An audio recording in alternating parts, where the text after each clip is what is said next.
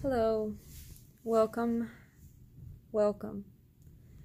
So today is a sad day because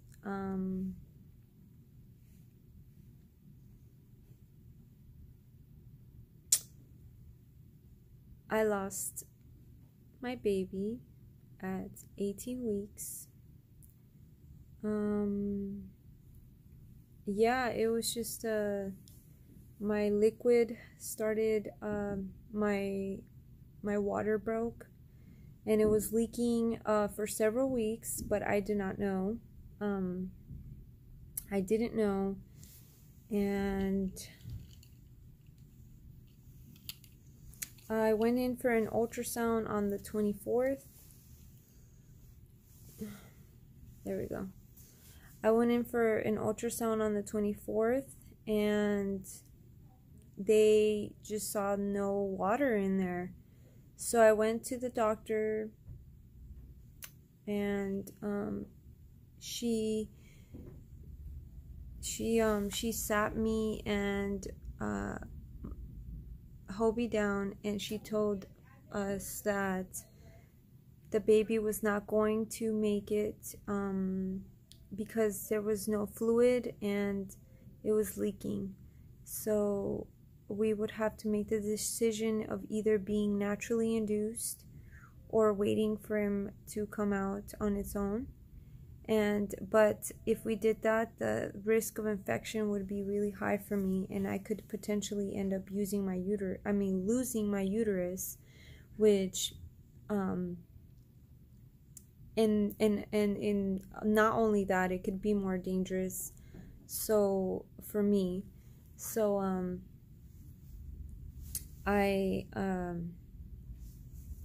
we have cried so much. It's been such a sad time.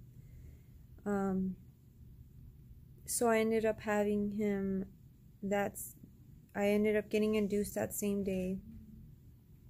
I felt everything. I didn't get an epidural. I didn't have pain meds. I wanted to feel everything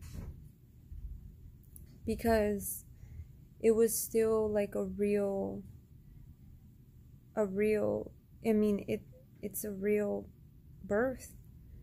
So I felt like in order for me to deal with the mourning, I wanted to feel everything. And I was praying the whole time. The whole time I was praying. I was holding on to God's hand and praying for the baby, asking him to just take him without pain, to just take him before, because I'm sure it would have been more painful to maybe come out and have to struggle to breathe. So we did not see when the baby came out. We asked to not have him handed to us because it wasn't going to be alive, and it was a very personal decision. Everybody is different. Our personal decision was to not hold the baby. Our beliefs are that a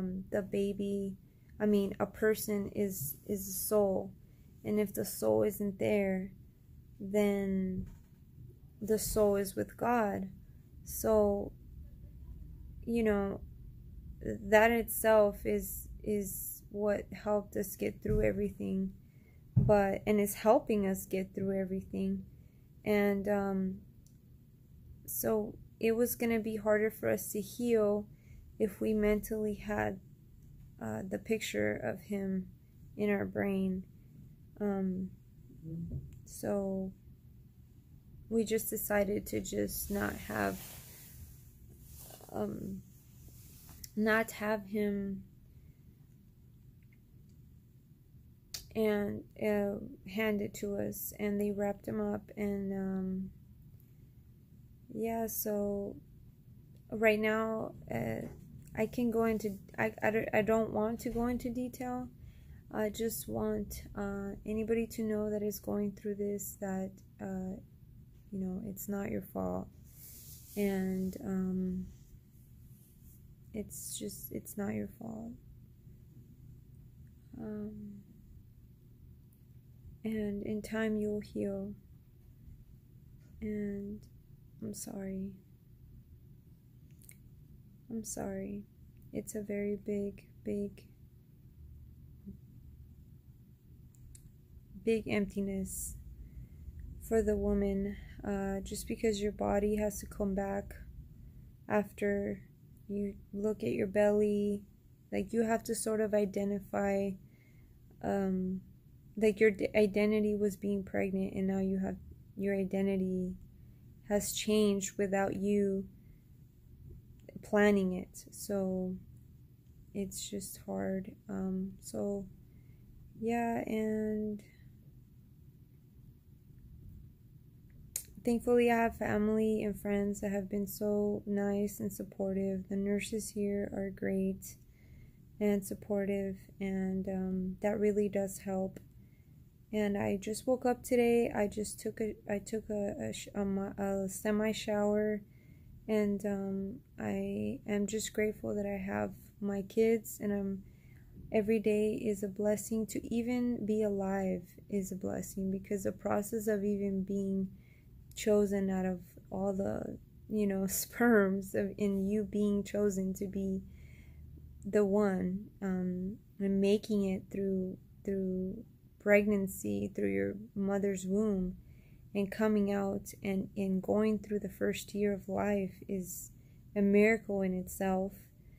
So just be thankful every day that you have, and appreciate those who are around you. And if you have kids, love them and hug them, and they will make you feel better. And that's what happened. 18 weeks, water broke. Before that, I had a synchronized hemorrhage, and I believe that had a big cause in everything that happened. And so our little angel is with God, and